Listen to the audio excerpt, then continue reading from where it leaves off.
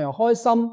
各位朋友，歡迎嚟到文風信命理。你有冇發覺一個好奇怪嘅現象？有啲人明明能力唔差，但一去到下半年就好似被嘢卡住咗一樣，做咩都差少少，錢儲唔到，捉唔實，連情緒都無緣無故咁煩躁。你有冇諗過？問題可能比你想象之中簡單得多，答案就藏喺你頭上。嗰3000煩惱絲入面，正式開始之前，開心，我想叫大家做一件事。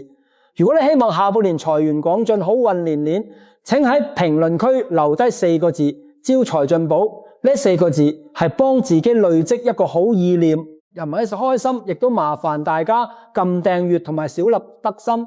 好，我哋正式開始。古人父母講身體髮膚，受之相學入面，頭係6陽之首。頭髮雖然只係外在嘅樣貌，還有開心，但係代表一個人嘅精神狀態同埋精氣神。頭髮既係陽氣匯聚嘅地方，亦都係你接收外界資訊嘅感應點。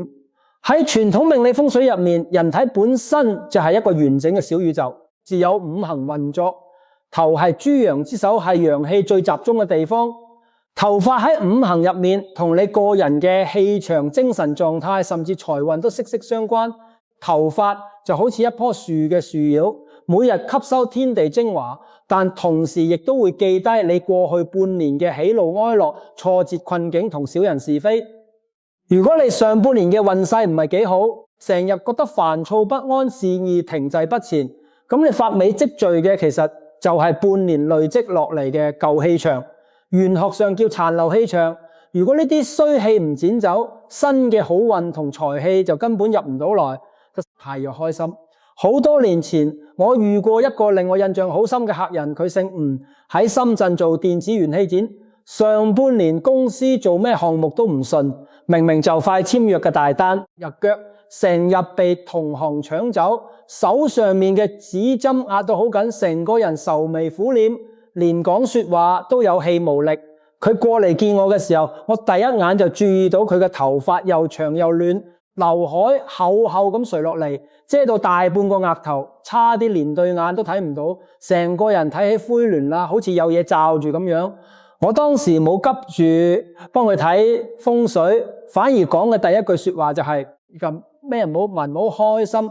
第一件事，出去揾個可靠嘅髮型師，幫自己剪個乾淨利落索嘅髮型嘅，將成個額頭露出嚟，髮尾收整齊，越精神越好。佢半信半疑咁去咗，結果呢，剪完頭髮第3日，原本卡咗2個月嘅銀行貸款，竟然順利批出，就連之前已經放棄嘅一個大客戶都主動打電話返嚟揾佢落單。後來佢請我食飯，舉起酒杯話：老師，我從來唔信呢啲嘢，但而家我信啦，就剪頭髮真係可以剪出好運。呢個就係頭髮氣場嘅力量。好多人平時剪頭髮都係睇心情，甚至放工順便就去髮型屋吹下頭或者收少少。但係8月呢個月份喺節氣上面係一個極之關鍵嘅交替期。8月7號係立秋，喺玄學上面代表由夏天嘅火氣開始轉入秋天嘅金氣。金係專門及木金，喺財運上面代表清理，去錦全清，重新洗牌。再加埋8月中下旬進入龍蟳7月，氣場新舊交替嘅大月份，理髮就變得非常講究。你揀對時間剪髮，就等於拎住一把金剪刀，斬斷煩惱，主事順利。喺粵語入面，理髮嘅理字代表理財，條理分明，而髮就代表發財發大達。古人講越理越發，係真係有道理。咁到底8月仲有邊幾日剪頭髮最招財呢？話又開心啊！而家已經係8月10號、8月5號同6號已經過咗，但大家唔使心急。8月嘅好日子仲有好多，大家一定要記低而家。跟住我記落嚟，黃金招財日8月12號、12號，龍拱7月初1，呢一日好特別，係龍嘅7月初1，亦都係立秋之後第一個除日。萬日開心，黃蟳上面清楚寫住而解除沐浴剃頭，代表除舊布新去除雜念。呢一刀落去，暑氣雜念，跟住碎髮一齊落地，特別適合清理上半年累積嘅負能量。唔係開心，理髮嘅黃金時辰係上午9點到11點是時，同埋下午1點到3點未時。呢兩個時段陽氣充足，剪完頭髮神清氣爽。呢日沖屬兔嘅朋友，屬兔嘅朋友過咗午時先去就冇事。按生肖嚟講，屬鼠、屬豬嘅朋友呢日剪髮可以幫你守住下半年嘅財富，防止意外破財。屬牛、屬龍、屬狗嘅朋友埋開心呢日剪髮，可以幫你斬走身邊嘅小人，迎來大貴人。屬虎嘅朋友呢日剪髮可以幫你喺下半年引爆事業運，思路會清晰。好多屬兔嘅朋友避開午前時段去剪效果一樣好。屬蛇、屬馬講呢日剪髮，屬蛇馬嘅朋友呢日關係避開口舌是非，避開口舌是非。屬羊、屬猴嘅朋友呢日係你嘅偏財日，埋又開心剪完頭髮傾項目做決策，成功率會大增。屬雞嘅朋友金氣交替之時咧，剪髮可以幫你睇清邊個係貴人，邊個係小人。第二個黃金招財日8月15號7月初4呢一日係定日，定日嘅特質就係穩準固。喺呢一日落剪髮尾唔容易毛躁，康卷嘅彈性可以維持10日半個月。黃蟹上面呢一日同時寫住宜入學而會有，但係小朋友剪學生頭或者去見重要嘅人之前講緊修整頭髮都啱晒。指日水旺，頭髮嘅潤澤感會為耐啲。秋冬唔容易產生靜電，最佳時辰係上午9點到11點是時，同下午1點到3點未時。屬龍嘅朋友呢日要稍加留意，避開午時就得，埋又開心。第三個黃金招財日8月19號龍7月初8呢一日係成日聽個名就帶有完成成就嘅意思。歲煞月德合吉星照住，運又開心。本嚟細軟嘅頭髮剪完之後反而會顯得根根挺立。舊時嘅師傅專揀成日幫新人開剪，話係一髮入運。呢日去髮型屋唔使多講，望下牆上面嘅陣書都預約滿晒。最佳時辰係上午9點到11點是時，屬羊嘅朋友避開午時就得。第四個黃金招財日8月22號龍7月初10，咪開心。呢一日係開日主張開運，最適合想轉全新髮型嘅人，剪短染淺大動作康卷。開日嘅氣息向上，髮根張力足，造型維持效果比平日好好多。書注解亦都寫住宜整手足甲，由頭髮到指甲一般，修整手腳利落。黃蟹顯示呢一日宜開光普渡、出行開業、立券搬屋係諸事皆宜嘅大吉日，為開心。最佳時辰係上午9點到3點，巳時同下午1點到10點未時。屬狗嘅朋友避開午時就得。第五個黃金招財日8月24號農曆7月12，呢個係8月第二個除日。呢一日喺處暑之後，暑氣收散，除日帶來嘅離別意味剛好契合，剪走晒太陽曬敷嘅髮尾，頭皮即刻鬆晒。有日又係當旺嘅金氣，金主暫斷啦，推指幾下就可以將雜亂嘅舊氣理清楚。黃白寫住宜嫁娶、訂盟、開光祭祀、出行理髮動土，吉時齊集。最佳時辰係上午9點到11點是時。屬水嘅朋友避開午時就得。第六個黃金招財日8月28號同8月29號農曆7月16、17。8月28號係定日，適合想維持固定風格，唔想經常打理嘅上賓作定一理髮，短髮唔會亂翹，長髮隨感穩定。說講定日可以將人周身氣路調順。剛轉工搬屋嘅人想求平穩過渡，呢個時候剪頭髮就最啱。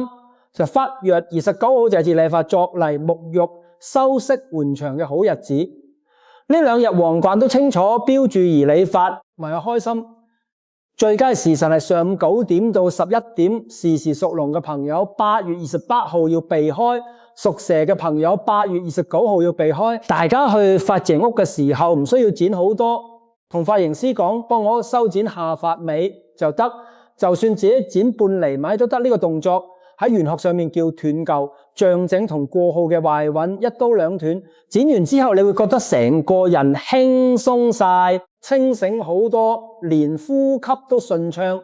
講完剪頭髮嘅吉日，一定要講面相同髮型嘅配合。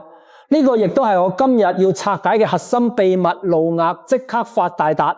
客人都哥會問我老師，點解你成日強調要露出額頭？額頭喺面相上面到底有咩咁重要？今日我同大家詳細講下額頭嘅風水密碼。喺面相學入面，整個額頭包含幾個極之重要嘅宮位。最頂嘅位置叫火星同天庭，代表你早年嘅福報同青年時期嘅運勢基礎。額頭正中間就係官勢宮，或者開心，亦即係事業宮。呢個位置掌管你嘅工作運、升職加薪嘅機會，仲有你同上司領導嘅相處關係。兩眉正中間叫印堂，亦即係命宮，係你一生總運勢同健康嘅核心。印堂光亮嘅人運氣唔會差，印堂發暗嘅人做咩都容易碰壁。額頭兩邊靠近發際線嘅位置叫天衝，代表你左右兩邊嘅財富。呢個地方飽滿乾淨嘅人，多數都可以儲到錢，固定資產亦都比較穩固。但係假設可以想象下，你嘅額頭就等於你屋企嘅大門同玄關門面，乾淨光亮，神野先願意入來門面被遮擋風水。再好嘅福氣都入唔到。如果一個人成日留厚厚嘅劉海，將額頭遮得實實，喺面相上面就叫遮蔽明堂，照射唔到你嘅額頭。官離宮陰暗，印堂被頭髮遮住，就算財神爺拎住金條企喺你面前都睇唔到你。特別係好多女性朋友平時中意留厚厚嘅齊劉海，或者頭髮梳得好低，遮晒成個額頭同兩邊太陽穴。如果你近期運氣好，咁樣嘅髮型就冇大問題。但如果你近期覺得好難取錢，做咩都卡卡下，成日俾上司打壓，還有啦開心，又或者總係遇唔到貴人，你第一件要做嘅事就係去髮型屋，將額頭露出嚟，遮住額頭，就係擋住財路，掩蓋自己嘅光芒。你將天窗遮住就開心，咁等於鎖死自己嘅財富。你將印堂遮住就等於關上自己嘅運勢大門。所以我成日同其他人講，8月理髮一定要同髮型師講一句，幫我修剪下前額嘅頭髮，額頭露出嚟。男士最好剪得乾淨利落，髮際線整齊，成個額頭露出。呢個喺面相上叫光宗耀祖，上司或者生意夥伴一睇就見到你印象分直接拉高，同埋開心，升職加薪嘅機會自然比其他人多。至於女性朋友，如果唔習慣完全露額，又或者覺得額頭太大唔好睇，可以揀斜劉海或者好薄嘅空氣劉海，為咗開心。總之一定要誇可，印堂位置清晰可見，兩邊太陽穴亦都唔好完全遮實。當你剪完頭髮行出髮型屋鏡入面嘅，你額頭光亮神清氣爽嘅時候，恭喜你，為咗開心。就係呢，下半年發大達嘅預兆已經出現咗。除咗理髮啦，同路亞8月嘅頭髮顏色亦都有講究。8月立秋之後，天地金氣上升，金係剋木，染髮嘅顏色同金氣相沖，會令你下半年情緒波動，但容易同人爭執，甚至破財。屬鼠、屬豬、屬猴、屬雞嘅朋友，你哋8月理髮適合染深色，或者維持本身嘅黑色。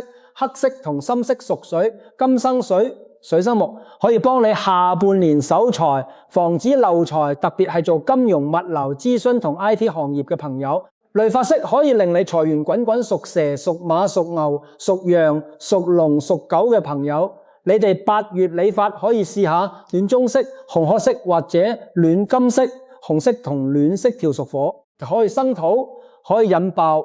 咁你下半年嘅偏財運，特別係做生意、做地產、美容或者自由職業嘅朋友，呢類髮色可以增加人緣同光彩。講下髮型直捲，直髮屬木，唔係開心。捲髮屬火。如果你上半年工作沉悶缺少衝勁，可以康少少微捲，借助火氣嘅衝勁，快速提升氣場同吸引力。除咗頭髮理髮嘅時候，仲有一個好多人會忽略嘅微觀面相細節，眉毛同屈。古人講眉高沖為眉交運滯，好多人剪頭髮嘅時候只顧住髮型，完全忘記順便修下眉毛。喺面上叫兄弟宮，亦都代表交際運，同情小控制能力。如果眉毛雜亂，甚至兩邊毛數生到埋一齊，遮住印堂，面上想叫眉交壓印。容易使人際相處無意間得罪人，亦都容易做出衝動嘅決定。所以8月去剪頭髮可以叫髮型師，順便刮走眉心嘅雜毛，將眉毛收得清晰有型。眉毛收得好，代表下半年辦事順利，手上面嘅項目同資金都可以順利推進。至於男士嘅忽北下巴喺面上代表地角，亦即係財富同固定資產。下巴嘅忽觸千祈唔好留得太亂或者太長，除非係八字極度需要木嘅掌撥。如果唔係，中青年男士雜亂嘅下巴忽小會直接削弱下半年嘅偏財運。下巴刮得乾乾淨淨，代表財富穩數，收錢收得順心。講完招財嘅方法，一定要講8月龍邁7月理髮嘅禁忌，呢啲係保平安避免運氣下跌嘅重點。禁忌1：隆冬7月期間，夜晚9點之後，千祈唔好去理髮或者洗頭。呢個時刻陰氣最重，頭髮係人體嘅感應點之一。理髮特別係濕住頭髮外出走動，好容易被低頻能量干擾，造成發噩夢、頭痛，甚至做生意判斷失誤。理髮一定要揀日間陽光充足嘅時間。禁忌2：埋7月千祈唔好染怪嘅顏色，好似極淺嘅雪白色、灰色、墨綠色或者枯黃色，呢啲顏色喺面相同風水入面代表氣血衰敗、陰氣深重，染呢類顏色埋開心會削弱自身正氣，令個人氣場混亂，做咩都唔順。禁忌3：剪頭髮嘅時候，如果頭頂生咗幾根腎白頭髮，千祈唔好直接連根拔走。如果頭頂正中或者後腦手長出1-2根特別長嘅白頭髮，玄學上面叫福力髮或者壽髮，呢啲頭髮出現代表近期會有長輩貴人相助，又或者會有意外財運，千祈唔好手動連根拔起，就等於拔走自己嘅財氣。如果覺得影響美觀，用剪刀剪走白色嘅部分，就得禁忌4：剪完頭髮千祈唔好帶住一身碎髮返屋企，髮型屋剪落嘅碎髮同埋你過好嘅舊氣場，就先咁係一無清理乾淨睡覺嘅時候會干擾你嘅氣場。剪完一定要沖洗乾淨，曲號碎髮全部清除先，好離開髮型屋。禁忌5：理髮嘅時候千祈唔好同髮型師大聲爭執，又或者心情極度惡劣。理髮本身就係梳理氣場嘅過程，如果你剪髮嘅時候滿腹牢騷，同人吵架，負面情緒會直接沾入新剪嘅頭髮入面，令剪完之後運勢反而變差。去剪頭髮嘅時候要保持心情開朗，心懷感恩，呢個係非常重要嘅心理風水。而家拜心，我教大家一套獨家嘅理髮開運法。剪完頭髮返到屋企第一件事，唔好急住食飯或者睡覺，準備一盆溫水，放入一把粗鹽，如果條件允許，可以加幾片柚子薄或者黃皮薄落去，用呢盆粗鹽水清洗頭部同全身。粗鹽喺玄學有強大嘅淨化同辟邪作用，柚子皮可以洗走身上嘅霉氣。用鹽水洗頭之後，換上乾淨嘅衫，呢個儀式玄學叫金刀斷舊，換骨洗水，完成呢個步驟，你下半年嘅新運同財氣先至正式啟動。洗完之後，埋入開心，可以準備一個紅包，入面放幾粒大米同幾枚硬幣，擺喺枕頭底下。呢個小動作可以快速穩定磁場，令你睡覺嘅時候都可以吸收安神聚財嘅能量。各位朋友，玄學命理唔係迷信，係古人流傳落嚟嘅生活智慧同磁場心理學。理髮更吉日露出額頭，避開各種禁忌，每一步都係重塑個人氣場，令你由內到外散發自信光亮招財嘅能量。當你自身氣場變好，講說話有底氣，做事有精神，身邊嘅貴人同財富自然就好似流水一樣湧過來。想了解自己嘅流年運勢，歡迎關注文峰開運堂，我會持續分享傳統易學智慧。如果你想下半年運勢更加順，貴人更多，可以深入理解自己嘅八字同流年走向，我會喺之後嘅內容同大家逐個拆解。好啦，今日嘅內容就到呢度，好多謝各位朋友抽時間收聽，希望今日呢啲理髮開運嘅小技巧可以真正幫到大家下半年理清思路，招財進寶。如果你覺得今日嘅分享對你有啟發，記得幫我點讚、訂閱同開啟小鈴鐺，亦都可以將呢份好運分享俾身邊你關心嘅親人同朋友，每一次傳遞呢份善意同智慧，都係幫自己播下一顆福氣嘅種子啊！最後，請喺評論區留低2個字接財，係個人發電啦，財源科區福慧圓滿，我哋下期再見。